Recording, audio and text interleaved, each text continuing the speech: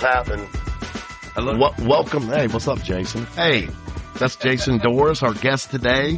This is, my name's Jason as well. I'm Jason Sowell, the host of the Well Unveiled Cosmic Wanderer podcast. This is episode 2, part 2, I guess. Echoes of Lazarus, Jason's return from the abyss. And if you missed the first episode, we went over Jason was having some health issues, and he was admitted to the hospital, ICU. ICU, intensive care unit. Also, about part 2 is prime numbers are a wonderful thing. They're always divisible, right, to themselves. So we're starting out with the first prime number 2. That's right. And so therein lies the rub, and we're going to have some very interesting and important things to talk about. Well, I like it. That's why I got you on here. And in the first episode, we, discussed your medical issues that you were having from the tooth you had pulled and then became infected. The sepsis that followed, and the journey into the hospital, being unresponsive, and all the things that came after, and right. But now we're gonna get into, well, a lot of people would call it supernatural, which I don't really quite agree with that. Spiritual. Well, spiritual, and you can only be in one place at one time, no matter where you're at. Whether you're in a dreaming state, you're in an awake state, and the spirit is eternal. That I felt like I knew that before, but I learned it in a quick and hard way. And so, so I think that's where we're going to. Sure. Well, a lot of people haven't been in the hospital before. Some do. Some have stories. Some have horror stories. Some have great experiences. I don't like being in hospitals. I don't like going to doctors. But you were in there for a long time. And you were in a coma, from all your issues. And then now let's go with when you had open heart surgery while you were in the hospital. Yes. So my daughter Willow gave me more information since the last time you and I talked. Right. And she let me know that I was in there about a week and a half to 2 weeks, even though that I was unconscious and in a coma. Sure. When they decided I was stable enough to do open heart surgery. Right. Yeah. And go ahead. Yeah. Well, well, I don't know, because what I do know is what I remember the journey being. It's really hard to explain and express, but when well, Jason, that's you're here today is to try to explain what you went through. No one can explain it. You probably don't understand most of what happened to you, but it came in bits and pieces, and That's correct. And sometimes there was a linear flow of things, and the hardest part was coming out of all of it and realizing this is how I know that you always exist in a consciousness, and that's so important to understand, because that you, even if they've got you hooked up and you're still living physically, that you are actually your mind, or at least mine. I can't speak for other minds, but sure, I had complete journeys and experiences, and while you were there in the ICU, like while you were in the coma. Correct. Right. Yeah, and you later experienced like dreamlike state, or not dream, from what you came to understand. Well, more interesting than dreams, but dreams would be a good place to start, because when you dream, and I thought I understood this a long time ago, that it's to be here and now. You can only be in one place at one time as you're conscious about things. Like, That's correct. I think that people disregard in general dreaming or out of body experiences or things that doesn't require you to get near death or go to death and go to the hospital to understand. But I have a lot more understanding about these things because I've gone through them, and my life was rife and full dreaming, out of body experiences. Getting struck by lightning when I was 7. Really? Yeah, out of body experience, sleepwalking for one. Right. I did have issues with Yeah, sleepwalking as a child. I dreamed that it was the weirdest dream. Like a naked lady was chasing me through the woods. And I don't know what that means or what it meant. I don't know, but I was young. Now that wouldn't be so scary for me. You know what I mean? I may not run much. I may slow down my pace. You know what I mean? Like catch up. But I understand dreams and how, terrifying, and they can be traumatic, but you had a whole nother level. You were in a coma experiencing dreams. So that's a whole nother level. Was she a pretty naked lady? I was just scared, I was scared. But anyway. Yes. Right. So she was chasing me through the woods, but go ahead. I have been informed my whole life through what people call supernatural. And that's why I find that such a strange term, because to me it was natural in the sense that when you're in that moment, then that's what's going on, and that's where your reality is, Right. And so I did find it fascinating, and I was always glad to come down. Well, you didn't know you were in the coma experiencing these dreams, so you didn't know you were. I mean, did you know you were in a coma? Did you know? No, I'm sorry. I was referring earlier to when I was a child. Oh, I got you. I'm sorry. But no, that's okay. I jumped the gun. No. So, no, I did not know. And there were a sequence of events that happened in my consciousness.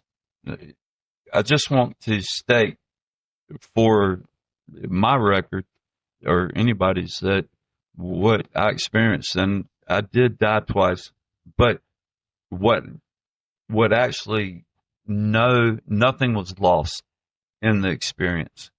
When I went from my body and my consciousness to death, there was a complete consciousness. Matter of fact, it was more viable, and it was more what was this experience like? What did you go through? Like, what did you see? Did you feel it? Could you smell it? Could you taste? Like, what was, I mean, explain it. So, I mean, cause I don't know. I've never, and probably 90% of the people or more than that wouldn't know. But so I was interested in, like, I guess, like you said, it was a dream. Okay. So the first thing I remember after losing complete consciousness, we already went over about me not being able to see and hearing, and saying they were going to puncture my lungs and pull out whatever. Almost 2 liters. Almost 2 liters. After that, everything, I guess you could say went black, but I think a better definition was it went blank. Okay. Not black. Okay. And did you feel like, were you? I didn't feel anything. All right. And, I mean, did you know you were there? I mean, or no? Okay. No. Just a void. Yes. Yeah, it was a non-in-between state. Okay. To best state it. Yes, sir. And so the next thing that transpired, where my consciousness came back into some kind of viewing, or understanding. I found myself, not myself physically, but my spirit. And you can't, I don't understand how this happens or how it is, but the fascinating part is that I found myself in a tower, an ancient tower, like before anything was ever built on this earth. So it was fascinating. And you remember this, vividly, where I had awareness for the first time after going through, I did not know I was in the hospital. I didn't know I was dying. I didn't know all these things. Sure. I was on life support. Right. I had no awareness of any of this. Okay. But when I did have awareness for the first time, since I was alive and aware prior to the sickness and the sepsis, this is what was presented in front of me. And this is where value comes into understanding. And that was, we have to speak, like Jason and I now we're empirical beings. We're speaking in physical terms and understanding. But now I'm trying to use that and explain something that's outside of that. Right. And it's probably not easy to do. Well, it's not easy. It's not easy, but it needs to be processed. It needs to be understood to a degree.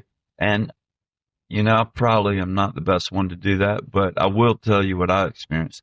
And I found myself as, you know, as we look now, we look through our eyes, looking forward, not eyes in the side of our heads, in the back of our heads.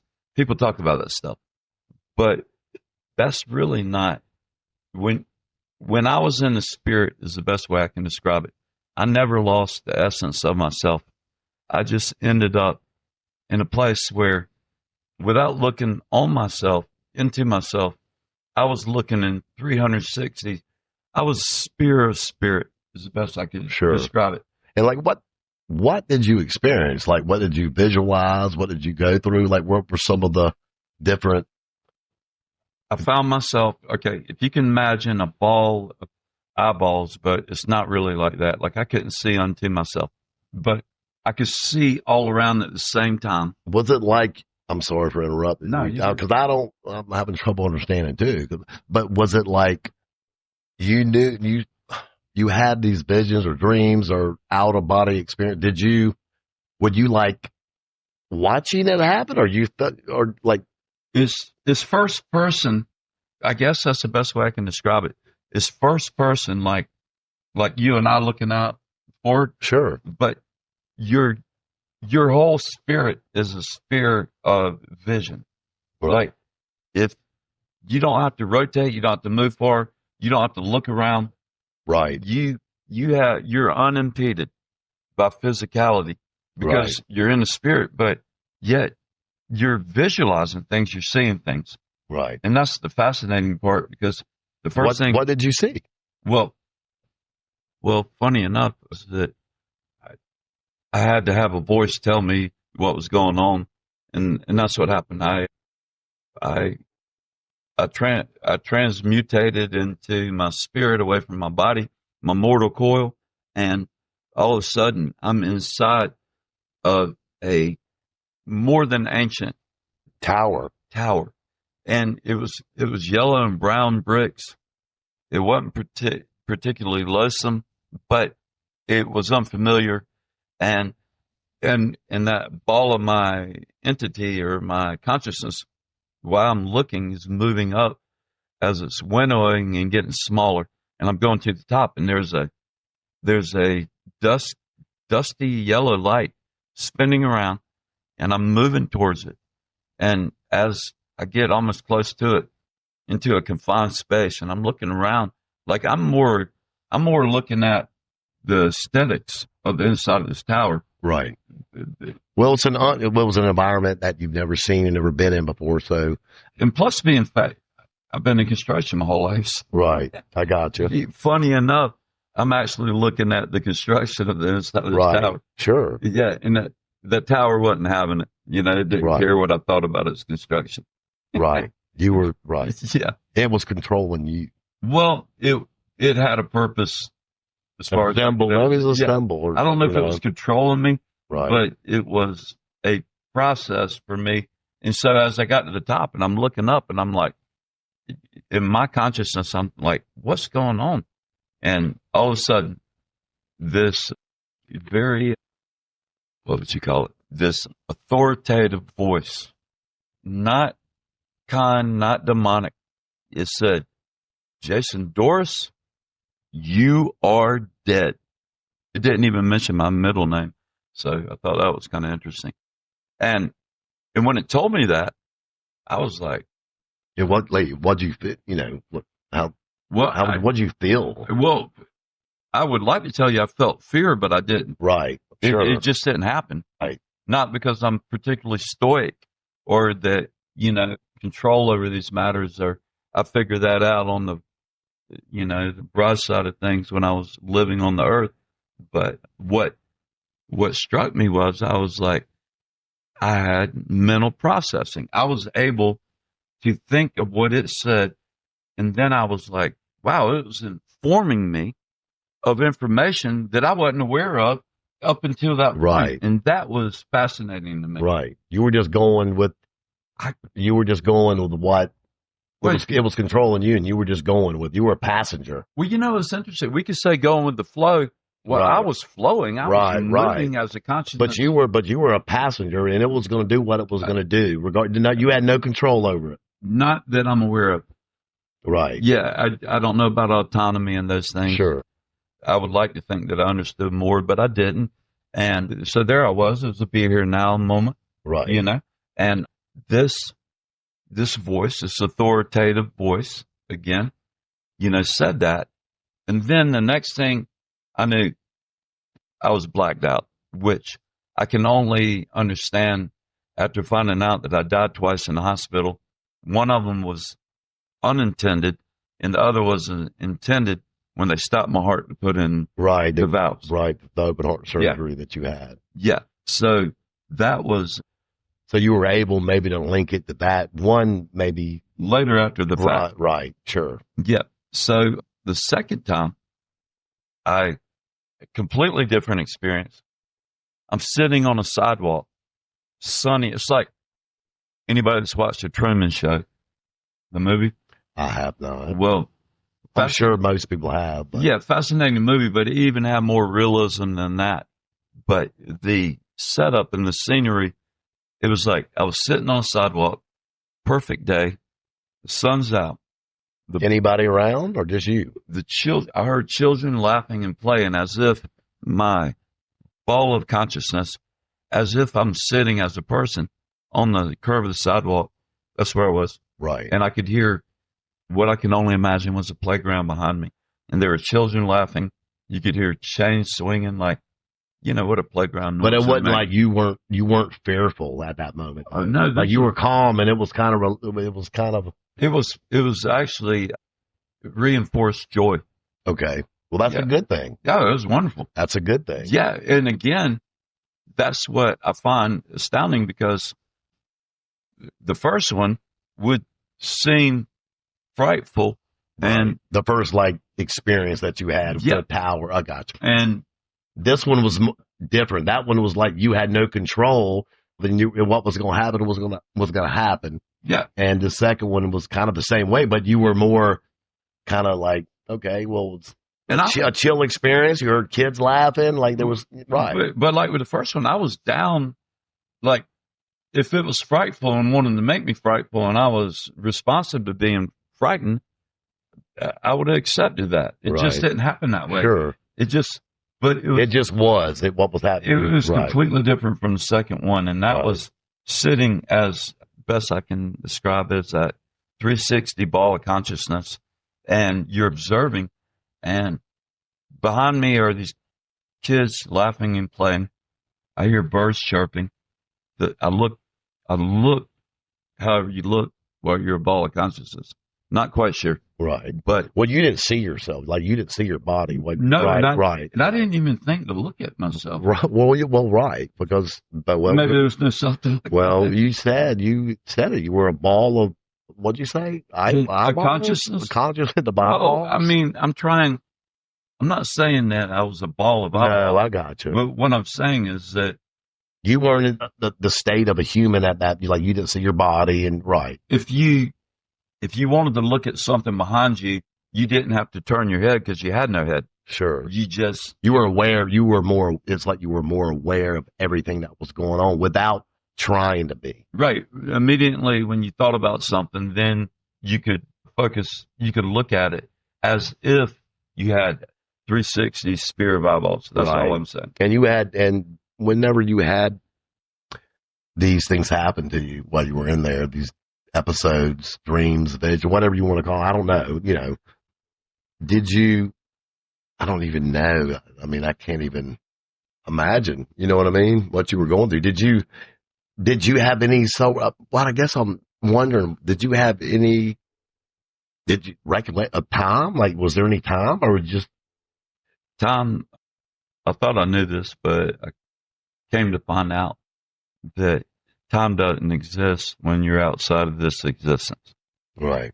And I know that's hard to conceptualize. Well, that's what I was wondering too. I was sitting there thinking about it. I was like, did you know what I mean? Like, well, oh, it's this long or that long, but it just, you had no idea. Well, I mean, it's weird because I'm not one to, I mean, I've read my whole life and I've been interested in so many things and I had so many fascinating things happen to me and so many mundane things. Average person, lived my life, supported the family, worked a job for 30 years, gave everything my best, but it's occasionally you stumble across something and it makes you go deeper in your understanding. And when you start to get into the idea of time, right? Okay. Supposedly by Einstein, he said that's the fourth dimension, that we live in a three-dimensional world. Height, width, Depth, length, depth, and then time is the fourth dimension. Now, that puts us in a peculiar place because, well, we can relate to how high we are, how wide we are, the length of things, and how we're born into it, and then how it moves away from us, how it ages us, how we try to remember things from our past, and we ascribe that to time, and that works to a degree, but then modern science doesn't describe the soul, the spirit, and that's where, when I left my body and came back to it, I experienced so there's a problem in the state of Denmark, as Hamlet said, or Shakespeare said, or Francis Bacon actually, that they claim was Shakespeare. But beyond all that, we got an issue here. right? We got an issue. Right. Because the most interesting part to me, and I thought about this a long time, way before I got sick and entered that ethereal realm, or whatever you would call it, but that I was like, I remember a long time ago going, I do not remember to ask being born. Right. Being Jason Doris, born 7/10/1971, green eyes at the time, brown hair, and I figured most other people didn't as well. Right. And yet you're thrust into an environment, and if you do, fortunate or unfortunate enough to live and get strong enough to start thinking about deeper things, you're like, what is this? And then, right. and then you want to hang on to it and you don't even know why, as if that's all there is. Like we've got, this is where we're really getting into things to discuss, because I know it's uncomfortable for people to talk about death, to think about it, but it's one thing when you're a child and you start to realize that people that you love or people even you don't love are dying, and you have to figure out what that is, but you can't figure it out. Right. And then you have to process it and go, hey, my future wife, my children, we're all pushed into this fated process, and that's where everything is obfuscated and unclear, and where your heart, which is tied into your spiritual existence, you start, if you can't push that off to the side, which many people do, and I don't blame them. I mean, but at a certain point, you have to face it head on, and that means that there's a world of discovery beyond the life that we think we know. It didn't start when we were born, and it's not finished with it. Right. And that's the beauty of it. Well, God's got a plan. God has a plan. That's exactly right. And And the one, And we're not trying to throw religion out there, but I know, yeah, no, God has a plan. yeah, And if you don't like it, you don't have to listen to my podcast. But yeah. I want to. I was telling Jason earlier. I think one of the second, or might be the smallest book in the Old Testament, is the Book of James. right, Might be, I don't know, 8 paragraphs, 20. I'm not sure. I'm not a biblical scholar, but sometimes I pay attention. And he says, and I'm going to read it because I wrote it down. It's one of those things that was always, I hate to give my, what do you call it? My impression. Might as well read it. You do not know what will happen tomorrow. For what is your life? It is even a vapor that appears for a little time and then vanishes away. that's right. So this is, as history puts it in the Bible, Jesus is half brother James, but he's touching on the point of what we're talking about right now, that life is a vapor.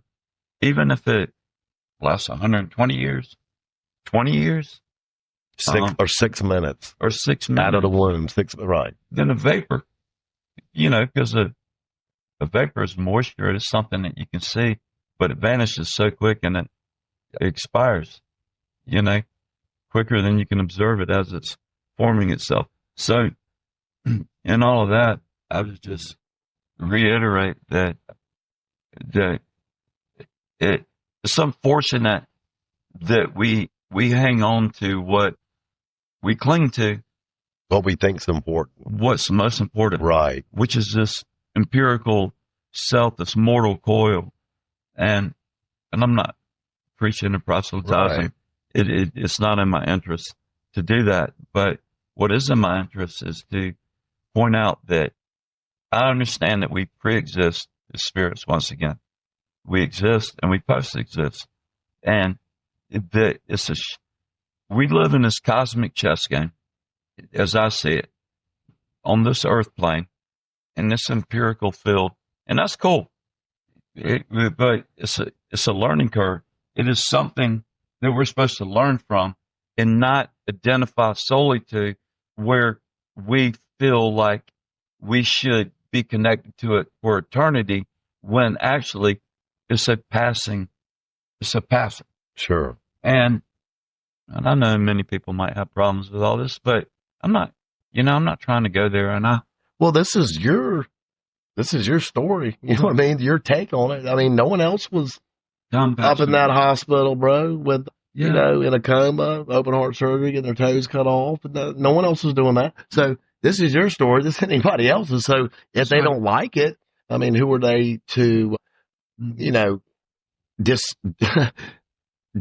disregard what you're saying? You know what I mean? Like, how do they know?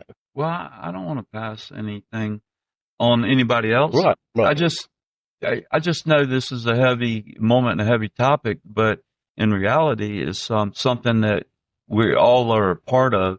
And even if you didn't have my same experience and came back, to be born and to live and to die is a natural process. Whatever, I'm not going to define natural.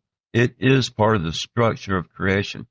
And organic. And we don't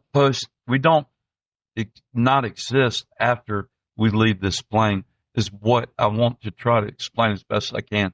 And I can't define that for anybody else other than myself because of what I went through, but I can say succinctly that I know that much.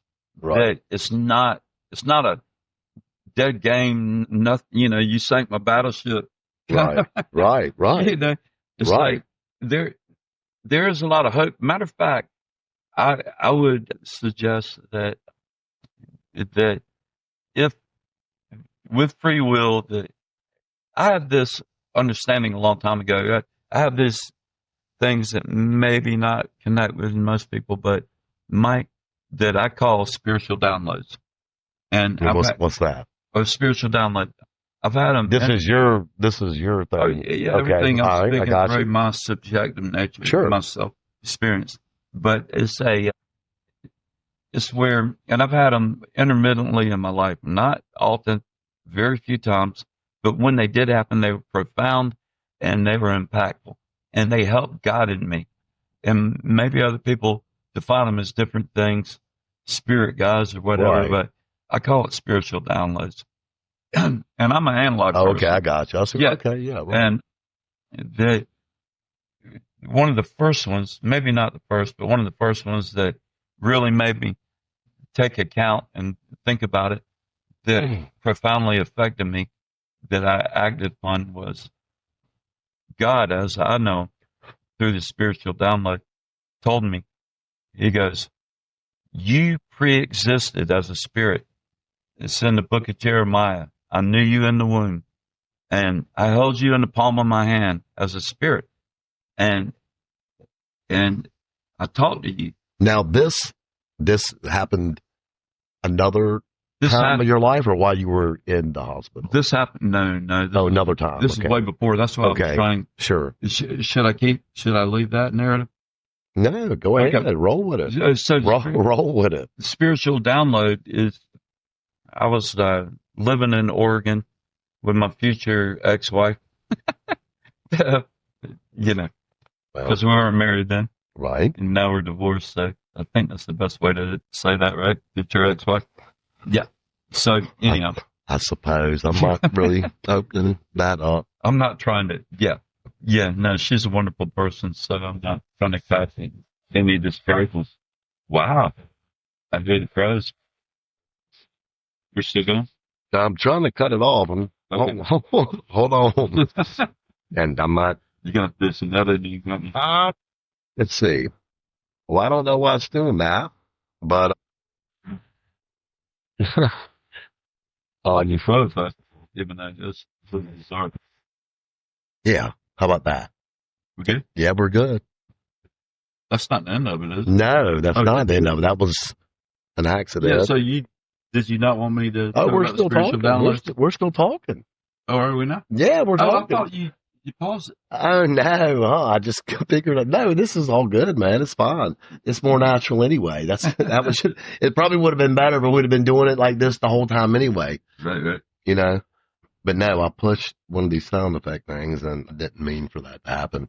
But now I know how to get rid of it if it happens again. The crows, man. Hey, if you ever study crows, they're in the, what do they call that family?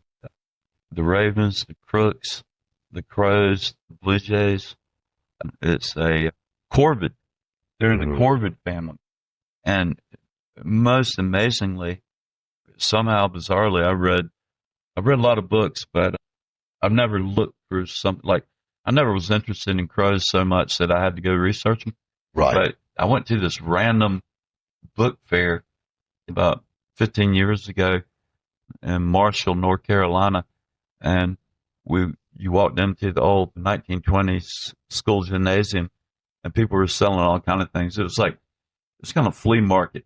So it was like used stuff. New and used, or just like used or whatever people wanted to say. Like a used bookstore. It was like, let's bring a lot of people that don't have to sell things to make money to people that don't have enough to do on their weekend, bring them all together and let them all like frolic. Out, right. Yeah. Frolic. Yeah, frolic. And so I was frolicking with my friend John, and I came upon this table and saw this book on corvids, which is, like I said, crows, family that ravens, species of gray jays, blue jays, of birds, right? The classification of most intelligent birds. They know each other by name. They have funeral processions. What the birds do? Oh, they're in the corvid family. Really? Oh, yeah. I was, and I'm not laughing, but I'm not aware of that. No, I was that book, and it's probably only 138 pages, but is the most informative stuff I was never looking for to learn, and I learned a whole lot, and it was wonderful. Like I said, they have funeral processions. There was a chapter in there where a ex-Marine, he wasn't a general, but he was pretty high up. Sergeant or something. He was a salty, sawed-off son of a bitch. Okay? Right. Like, so much that it didn't matter if he had 10 wives, none of them was stuck with him. But as it turned out, he only had one. And kids didn't want to keep in touch with him, his ex-wife. And he's sitting there by himself 10 years after being retired. And, it probably was. Now, where is he? Where is he from? Where is this coming from? This is in the chapter. He was in. Oh, in the book. The chapter of the book of the I Corvus. thought he was at the gymnasium. No. Oh, okay. No, he could have been, but no, he wasn't.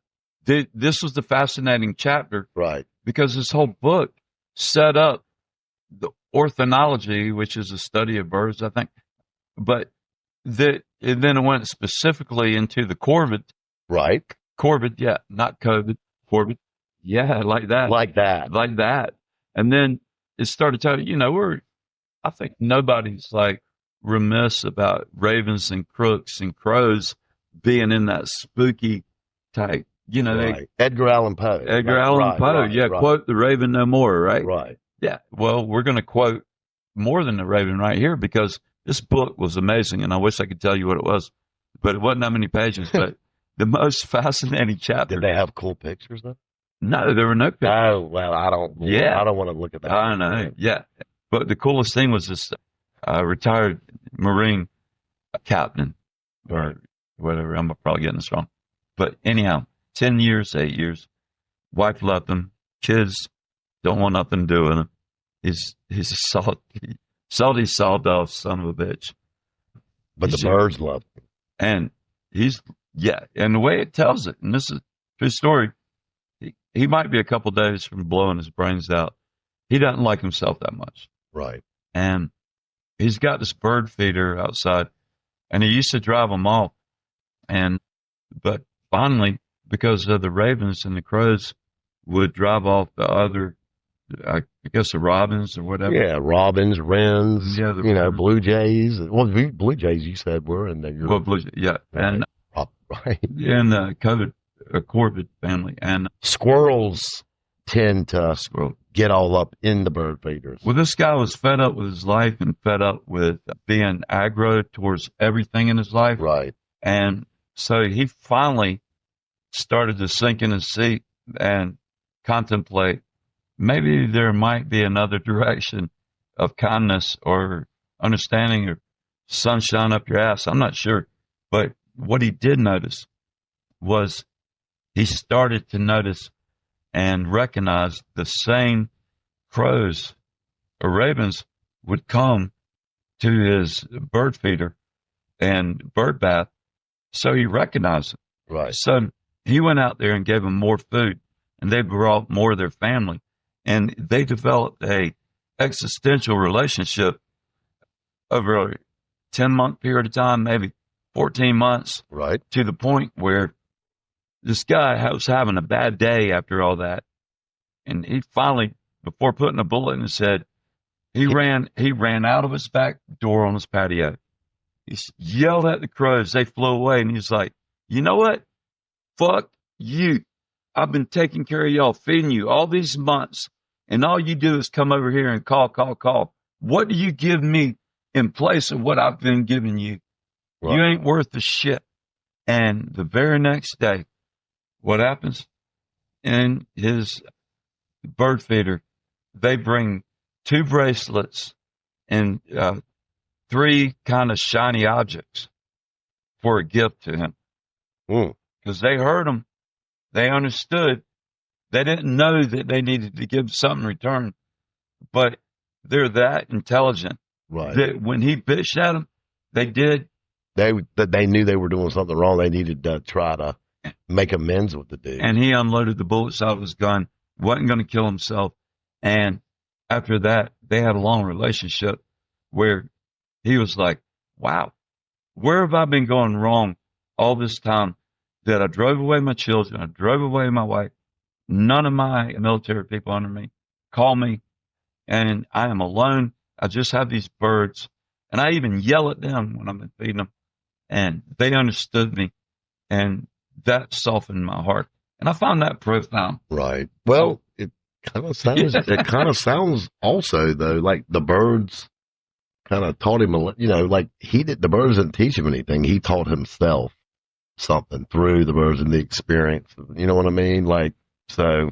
The birds aren't going to give you anything more than you ask for, but he demanded and asked for something, and the birds could have flew off and said, hey, screw you. We're not going to participate in this, this parade or parade. This game you're playing with us. We're over it. But they did care enough, even in his anger and his desperation, because he was lacking in any kind of friendship and soul understanding.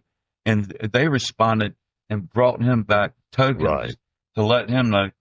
And that's one thing if you study birds or crows and rooks and ravens and whatnot, blue jays, gray jays, you'll find out.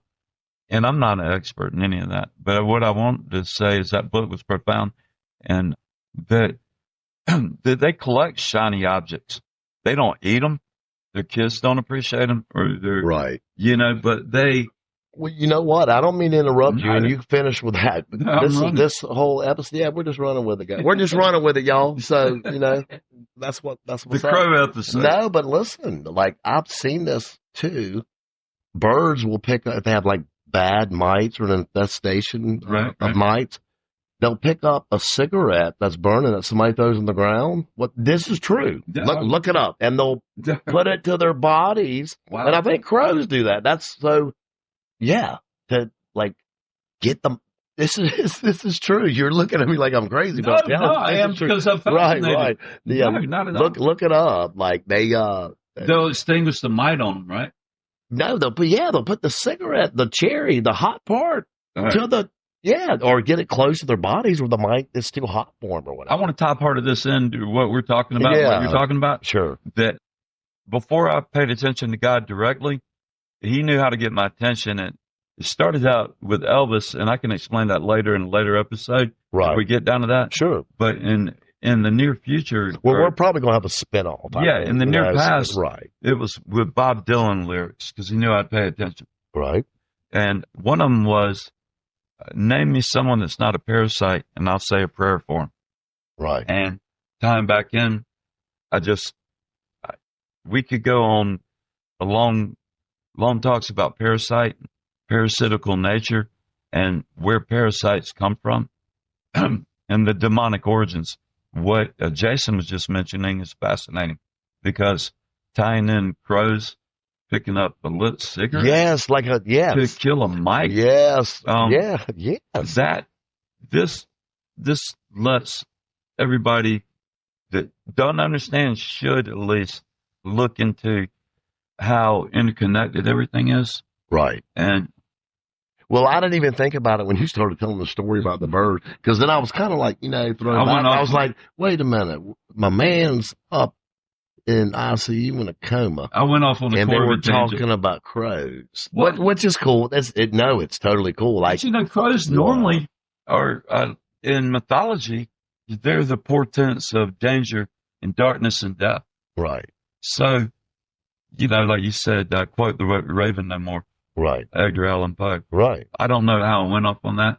And well, you kind of connected it. Yeah. At the end in your own way. So I kind of liked it. I don't have a problem with it. Pull us back in, man. Yeah. I'm going to. I'm going to pull us back in. I'm pulling us back in, y'all. No more crows. But I mean, there was a meaning for it. I mean, I'm sure it's going to be entertaining to somebody. Maybe not. But doesn't matter. But anyway. I see you.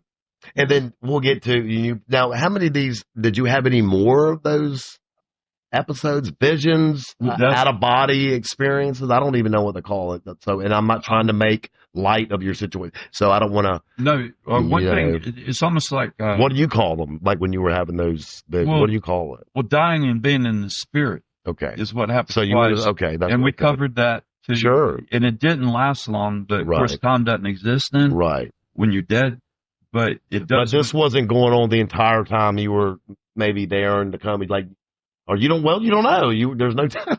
Going back to no time. Maybe it was. Well, once you eventually come out and start collecting the evidence of yourself, right, and the experience, you can put things for yourself in certain categories. Sure. So the two things that we discussed about that 360 awareness of consciousness being dead was one thing. And then there's a whole other category of expenses. Right. Yeah, that too. Experiences. Yeah. Expenses of experiences. Right. And that happen in unconsciousness mode.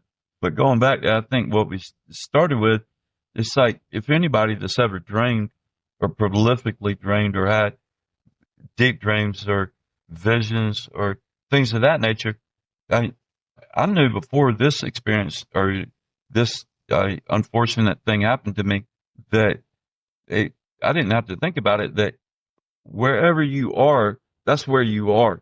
Sure. Like if you're in a dream state, you're not in an awake state in a dream state. Right.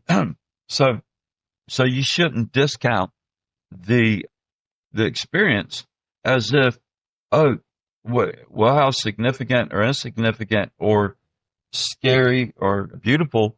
You shouldn't. No. You shouldn't put yourself Right. in a place of saying, "Hey, well, that was just a dream." Well, no. Well, I'm sure that. Well, it kind of to me, it's like symbolic, like these were symbols or something to me. At the very least, they're symbols. Right. Yeah. Right. No more than that, but that was, there's meaning to all that, So 100%. what you went through, and you know what? Chicken butt. 5 years from now, Right. something might pop up in your head, and you're like, and then you might, oh, that's why that happened, or that. I mean, I don't know. You don't know probably either. I don't know. You know more than me because you went through the experience, but who knows? You may figure some things out. What? And I'm glad. I want to say this. Yeah. I'm glad you're here. Thank you. I'm glad that you're not there. I know you've got a long way to go, but you've also come a long way. You know what I mean? Like you aren't supposed to be here. Mm. You've been told that. Your daughter asked for more time. Correct. But what if she wouldn't have? Think about it. Think about it. Well, no. Think if she didn't, you may not. The power of those that love you or care about you, Right, is so profound, because it actually, if people want to discount prayers, whether they believe it or not, right. hey, listen, it is real. I was not supposed to I had all the doctors and nurses and the specialists, and I mentioned that last time, but tell me, every time they looked at my file when they came in, Right. they shook their head before they talked to me, because like, what the hell what you doing? I'm not saying I was the only case that they ever saw come back from the beyond. Well, sure. But they specifically was like, they probably they've written you all, they wrote you all probably. Oh yeah. They're like, this is not what we were taught to be the cause and effect of what we're supposed to be healing. You should be already being buried or cremated or whatever. Sure. And they, of course, what do they call it? What is the do no harm? What is that they have to take? Right, the creed, yeah, some kind of something. I don't know, but isn't it called a creed or something? Yeah, it's one of those Greek bastards. Right. But it's some kind of creed or something. I know what you mean, right. Forgive me, but the first thing is do no harm. So if any doctor or nurse or any health worker, healthcare person, if they take their job seriously, then that is their main motivation. Right. And if you're beyond the point of no return, well, then you got to chalk that stuff up and move on to somebody else. It's almost like I've read so many books on wars and how you got these medics in the face of getting bombed and shot themselves. They're not even. No, they're still treating the wounded. Right. And all that triage. Right. Yeah. And the little, right. And sometimes they got to have a living person that they know is going to bleed out and die, and go to the one that they think they can help. The one that that's got the best chance to survive. Yeah. So they have to make in that decision within their range of what they have to use, who's there while they're getting bombed and strapped. Right. And pick an individual that they think might have. So they're having to make in the real time the best choices. Their medical acumen. Right. And at that point, it is a compassion, but at some point it becomes a point of, hey, this is what we have to do. It's not about whether I like this person or I don't. That Right. person looks better or they don't. Sure. Whatever, it's like, hey, we got to bring it down to brass tacks. Right. And so knowing all of that, knowing that my daughter Willow begged for more or asked for more time, Right. not begged. Well, I'm glad you did. Yeah. That if you would have told me, if you'd have told somebody else, call it me, but give them another name, and I never went through it, Right. and I had half an idea about what was going on, Sure. I'd been like, pshaw. Right. Right. There's somebody else that these experts in caring physicians and nurses Well, could go to. So, when Jesus talks about it's harder for a rich man to enter the kingdom of heaven than a camel to walk through the eye of a needle. right. Right. What's fascinating about that, and this is the reason why I'm bringing that up, is that what people don't understand is that the eye of a needle was the eastern gate in the ancient city wall of Jerusalem. And as the eastern winds of the Sahara would build up, sub-Saharan Africa, that the sands would build up so much that the guys that owned the camels had to bend them on their knees and drag them through that gate called the eye of a needle. Right. So it's possible, but it's not probable. Right. I got you. It's not an impossibility. Right. Well, When you think about a camel going through the eye of a needle, specifically, that seems impossible. sure. When you realize that it's not a metaphor, it was actually something that was very difficult but not impossible and had a provenance, Right. then it makes a little more sense. Sure. So, everybody, my loved ones, the doctors, the nurses, God, and all the prayers, I was that camel, and I got dragged Yeah, through you that did. eye of a needle. You did. And that's why we're here Right. having That's this right. conversation. And I can't wait to see your progression from, I see where it is now. And you've come a long way, like, again, when in the first podcast we were talking about me and Chris Truitt walking up in there. And Right.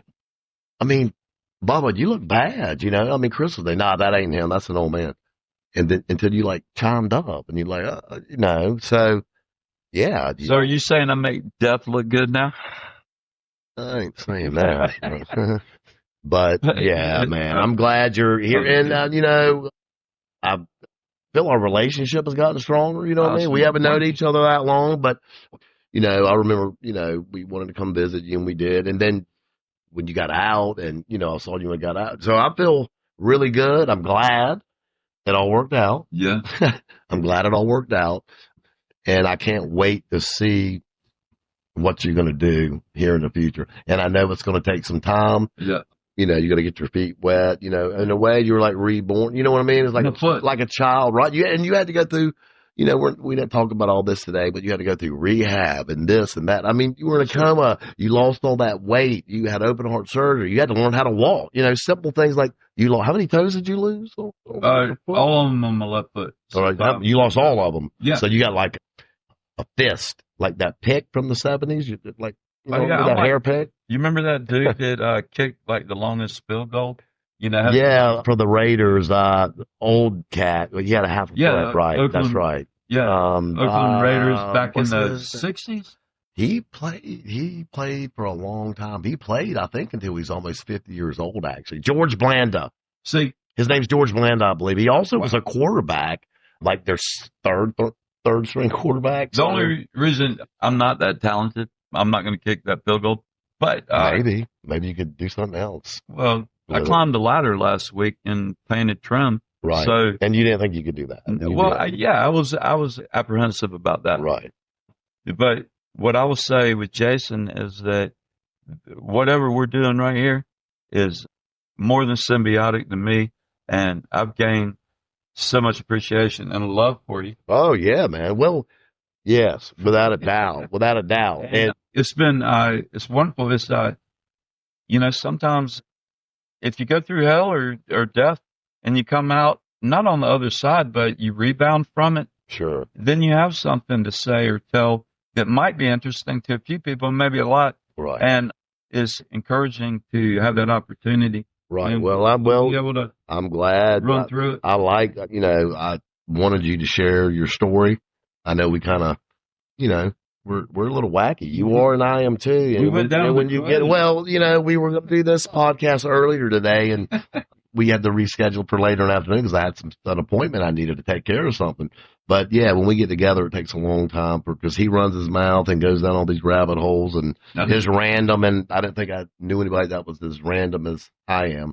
For those that really know me, most people don't really know me, but there's a few that really know me, and pretty random. One of these spiritual downloads, that's my term for it, is that the universe is always on time. That's right. Always on time, and we're at 59 minutes and 15 seconds on this podcast. So it is on time. And you know what?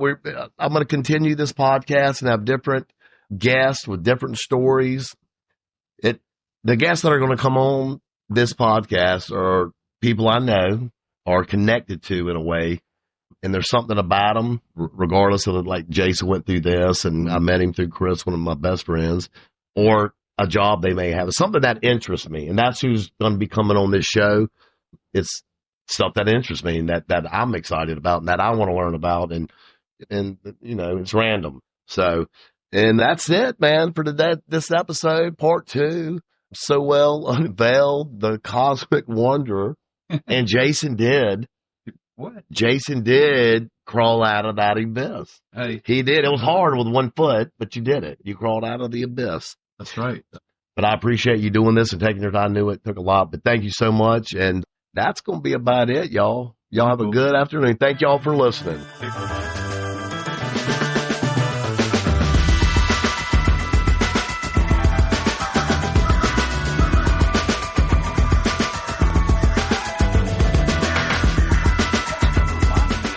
What, the crow reminded you of it?